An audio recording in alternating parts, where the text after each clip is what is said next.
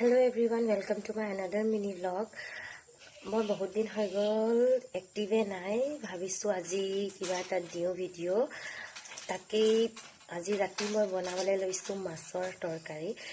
সেই ভাবিছোঁ যে মাছৰ তৰকাৰীনো মই কেনেকৈ বনাওঁ, একদম চিম্পল কেনেকৈ বনাওঁ সেয়াই আপোনালোকক দেখাম বুলি। আৰু ভিডিঅ'টো ভাল লাগিলে লাইক কমেণ্ট এণ্ড শ্বেয়াৰ কৰি দিব।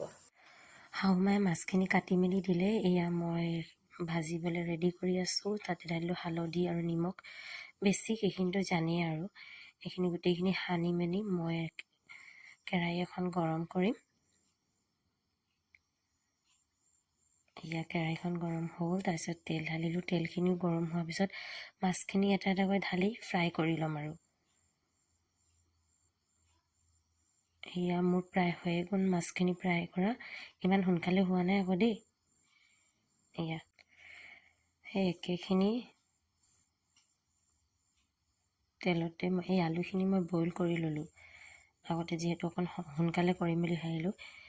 এয়া মই আগতে ৰেডি কৰি থ'লোঁ টমেট' পেষ্ট, তাৰপিছত সৰিয়হ আৰু জালুকৰ গুড়া আৰু পিঁয়াজ পিচি মেলি ৰেডি কৰিলোঁ। একেখিনি তেলতে মই অকণ দিলোঁ পাঁচফোৰণ, তাতে মই বিলাহী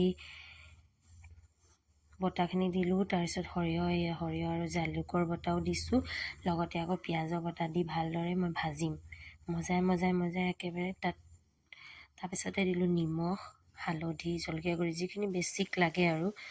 জলকীয়া গুড়ি দিলোঁ ইয়াত, তাৰপিছত ধনিয়া পাউডাৰ, জিৰা পাউডাৰ, এইখিনি মজাম মই একেবাৰে তেল বিৰিঙি যোৱালৈকে মজাম, তেতিয়াহে কেঁচা গোন্ধটো যাব। ইয়াত দেখিলোঁ ন, তেলখিনি ওলোৱাৰ পিছত মই এই বইল আলুখিনি দি দিলোঁ।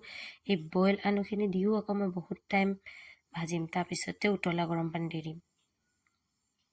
দেখিছে ন, পানীখিনি দিয়াৰ লগে লগে উতলিছে, মানে মই উতলা গৰম পানী দিছোঁ। তাৰপিছত ভাজি থোৱা মাছখিনি দি দিম। এয়া মাছখিনি দি দিলোঁ। এতিয়া মই এক উতল আহিবৰ কাৰণে থ'ম। দেখিছে নহয়, এয়া চাওক মোৰ উতলি গ'ল মাছ তৰকাৰীখিনি। এতিয়া মই গেছ বন্ধ কৰিম। ইয়াত কেঁচা ধনিয়া থাকিলে বেছি টেষ্ট লাগে দেই।